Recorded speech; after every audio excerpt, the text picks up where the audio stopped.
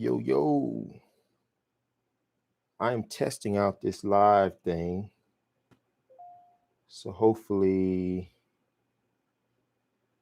it's working.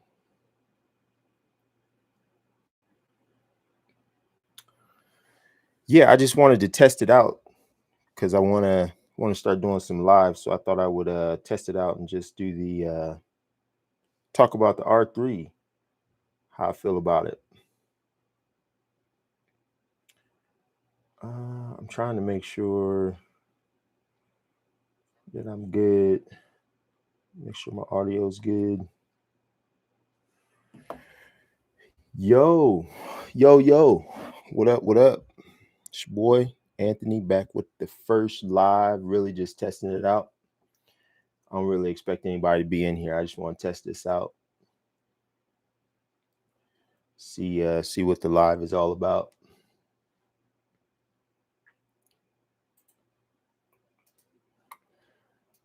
All right, so I'm let me man, R3, first of all, man, that joint is 6K, which is crazy. I get it, but yeah, that's definitely too rich for my blood. When the R5 came out, I woke up. It was at 5 a.m. my time here in Cali. This one was at 3 a.m. So I sure as hell wasn't waking up at at 3 a.m. to order the thing or even watch the stuff. So I wasn't too pressed about it. But man, first impressions, like, it's a solid camera, but honestly, me personally, I think it's a solid camera, but I don't think that it's if you have an R5, it just doesn't seem like it would be worth paying 6 grand for. Now, of course, it's geared and catered towards sports folks. So this is really people that would be looking at a 1D series camera. So if I was in the market for a 1D series camera, yeah, I mean, I would definitely go with the R3 probably. Well, how am I gonna say definitely and probably? Yeah, I would go with the R3 if I was in the market for a 1D level camera. But having the R5 for that 6K price tag, yeah, I just can't. I can't, man. Canon Rumors site, man. Like, they got so many ads on this site now. It's crazy. Like, move on, man. That's what happens anytime or place when they move you to having a pro version, so you don't have ads. You get a ton of ads when you don't move to the pro version. That's how they get you. YouTube the same way now. Man, going live on my computer, I probably should have plugged this in. Hopefully it's not too choppy. Cause yeah, I mean, I think it's stealing all my bandwidth. So let me use my phone instead.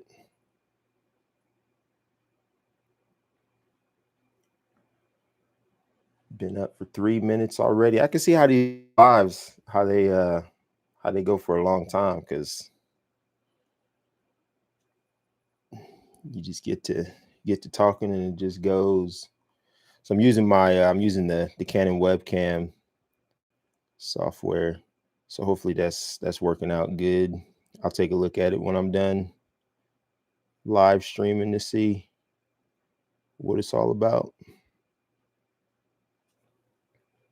Now, I do not normally drink whiskey at 8 o'clock in the morning, but since I was going live, I figured I would have a glass. It's my first live, so cheers.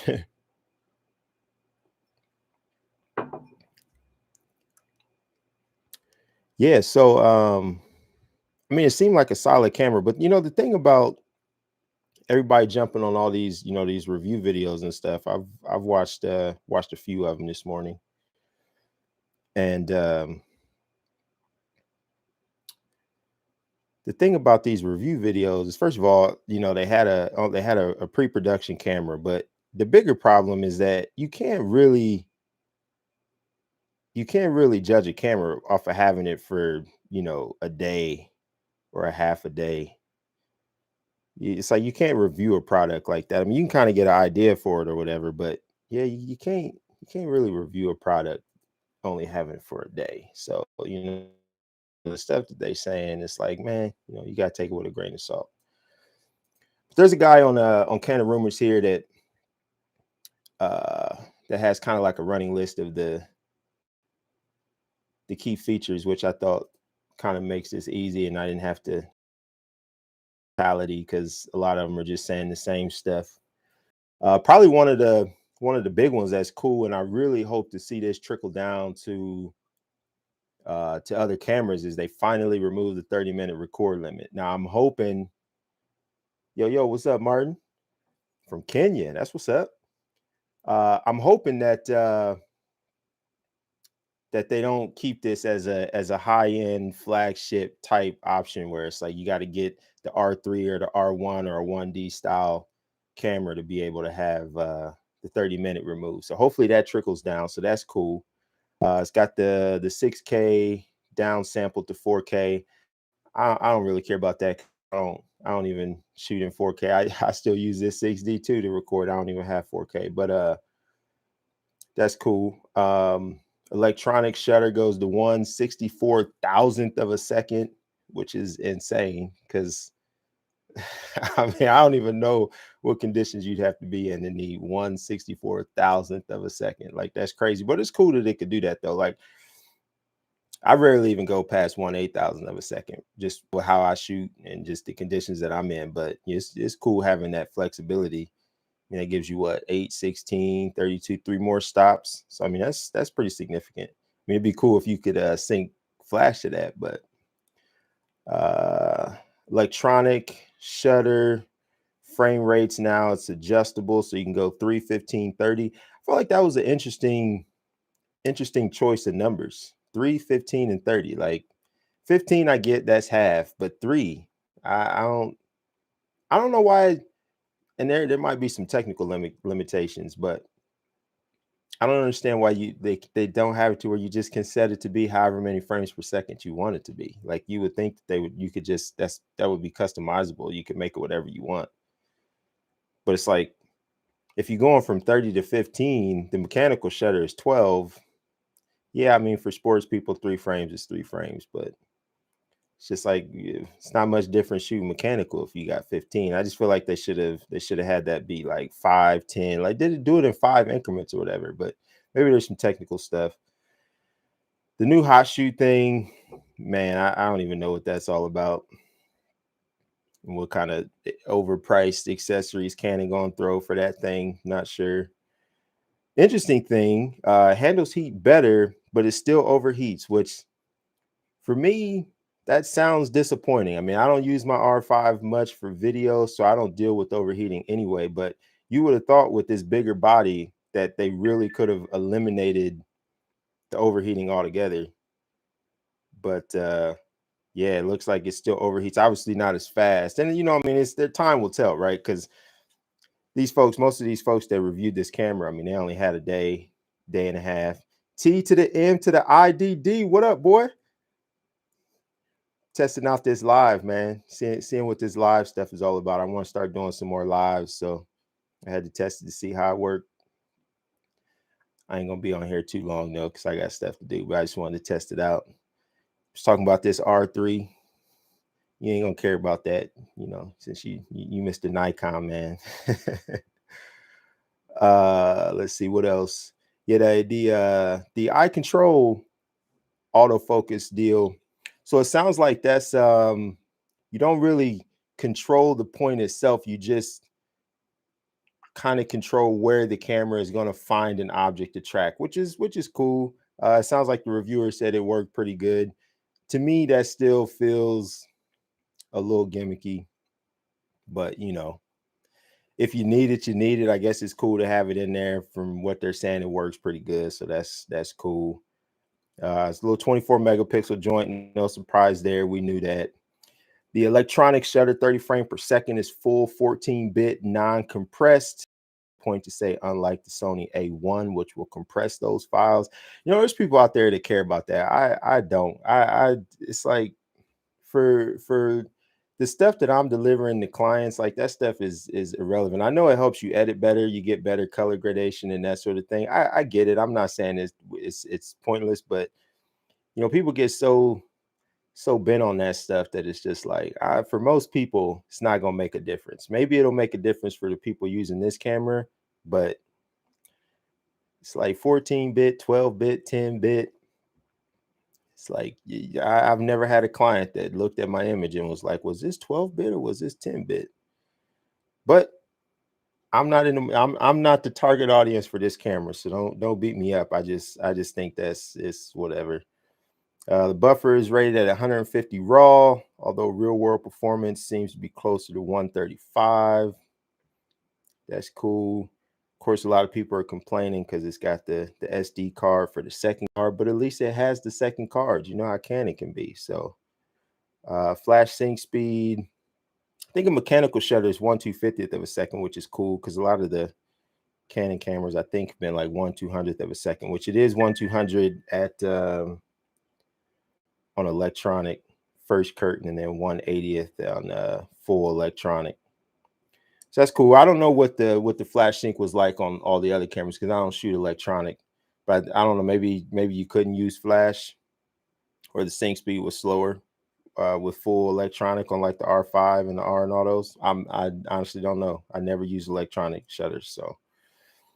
Rolling shutter is still well controlled for stills, but only about half as well controlled for videos. So I watched the DPR review video, it seemed like there still was a little bit of rolling shutter in video mode, which I'm not going to sit here and say that's disappointing, but it's kind of like this is a $6,000 camera. It's a bigger body. Like you would have thought that they would have. It's a new sensor that's supposed to control that thing. You would have thought like there would be practically none. And maybe I just don't know enough about rolling shutter to be able to speak on that uh, intelligently. But for a $6,000 camera that's coming out in 2021, going into 2022, like you would have thought like they would be saying like it's eliminated. There is no rolling shutter.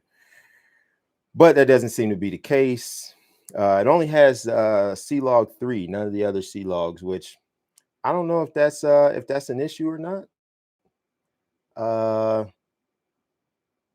for me, I don't really care. I'm not a video guy, so I personally don't care about those things. I know it's a big deal in the video world.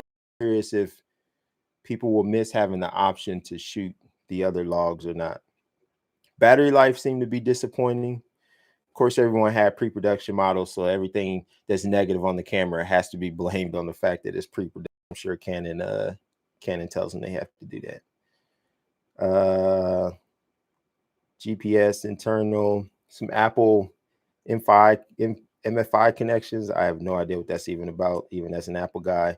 Looks like it's still mini HDMI, so I'm sure people are going to be complaining about that one. No lag, blackout on the viewfinder. Yep, 6K, man. $6,000. I was estimating back like 2 or 3 months ago, I was estimating it was going to be $48.99 because there was rumors that they were going to be very aggressive with the pricing, and there was a rumor at one point that it was going to be under $5,000.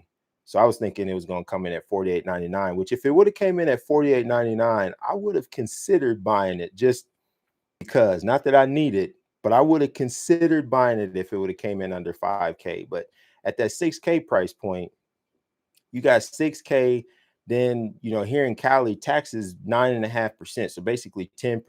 So that's adding another 600 to it. So that's 6,600 right there. Then I'd have to get another CF Express card. That's gonna run me after tax 450. So that's put me at $7,000 right there. And then you'd have to have another battery, and of course they use the 1DX style battery, so those batteries are kit. You dropping close to $7,500. It's like, man, no way. I mean, that's why I don't have a 1DX now, because I couldn't, for what I do, I don't need a 1DX. You know what I'm saying? Like, I'm not shooting NFL sports games, and I'm not shooting out in inclement weather and all that, so I never really needed a 1DX and couldn't justify the price. So when this thing came at $6,000, I'm like, nah, pass. Yeah, I think the 1DX right now is 65, and I think it'll probably stay that way because Canon's kind of weird with how they market things, and they say stuff and it doesn't always pan out. But right now, they're saying the R3 is still sits below the 1D, and the 1D is still their flagship. So they're definitely not going to lower the price on that thing. It's still going to be 6,500, which is what makes the R3 crazy, because it's only $500 cheaper than the camera that they're saying is their flagship. And man, like on paper, the 1DX doesn't have a whole lot. I think the 1DX has like a 20 frame per second mechanical shutter, which is cool. And it's got dual CF express cards, which means something for those pros that use it. But it's interesting that they chose to come in at $6,000 for a camera that they say is not their flagship. So I don't know if they're going to be bringing out an R1, but if they are, man, you're going to have to sell a kidney, an arm, and a leg to be able to afford that thing. New vehicle AF tracking seemed to work pretty good, for people that's in that. Optical viewfinder simulator, which is interesting. I watched a video on that. It seems, I don't know, it seems like they're touting it, but I don't know, it just seems it's still not an optical viewfinder. Like, I don't care how much you try to make it EVFs act like an OVF, like it's not an OVF. Apparently it works good for what it is, but I'm not convinced that people that love OVFs and hate EVFs would be able to use that and like that's going to win them over. I don't know, but I'd have to try it for myself. Autofocus seemed to be better, but not terribly better than the R5, which is what I expected. I mean, the R5 is really good, so I wasn't expecting the R3 to come out and knock it out the park. So it seems to be a little better, a little improved. And I mean, time will tell on that once people actually get the production model through its paces, we'll see. But from all the cores, if you're R owner, I just don't see where it would be worth paying $6,000 to add this to your kit. If you're in the market for a 1D series camera already, yeah, I mean it would make sense if you wanted to get into the mirrorless world, hop on the R3, or if you just got your pockets is just they deep and you just itching for a new toy. Like if I didn't care about spending the money, I would pick it up. But it's like $7,500 for a camera, a kit that I don't even need. Man, nah, that's a hard pass for your boy. I can't do it. But it's always cool to see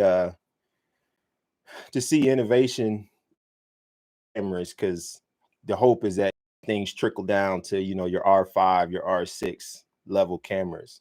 So like that 30-minute record limit, even though I don't do a ton of video, I'm starting to get more into video, and it would be nice to not have to worry about that 30-minute stuff. Like it definitely is annoying, because sometimes you're going, you don't even realize the camera stops, or if it stops, then you got to go restart it. You got to, sync all your audio if you don't have it going into the camera. It's annoying. So it would be nice. They should just do a firmware to get rid of that in all their cameras, but they definitely won't do that.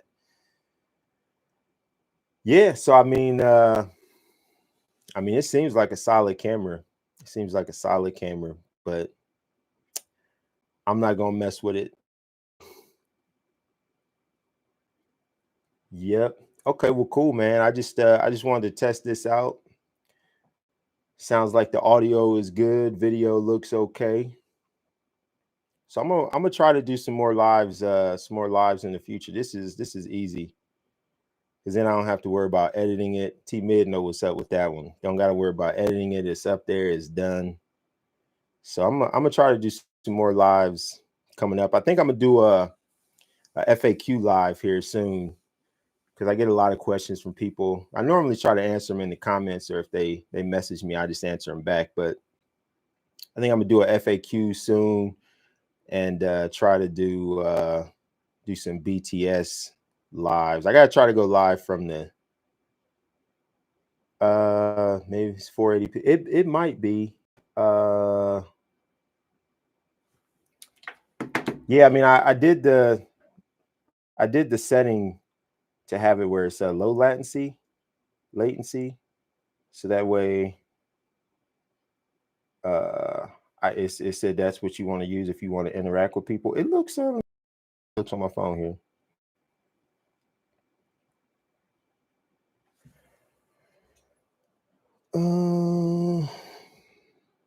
Yeah, it definitely looks a little lower quality. Maybe next time I'll do the high quality one, high quality mode, and see how that works. I have to hit up some of my guys on here that be doing the live stream and see how they set theirs up, because this is my first live stream ever, and I didn't really play around with none of the settings. So I'll hit them up, see how they do theirs. Audio sound all right though?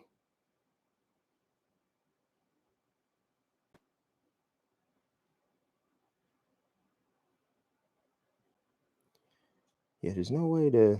I don't think there's any way to tell. Good deal. Okay, so audio is good.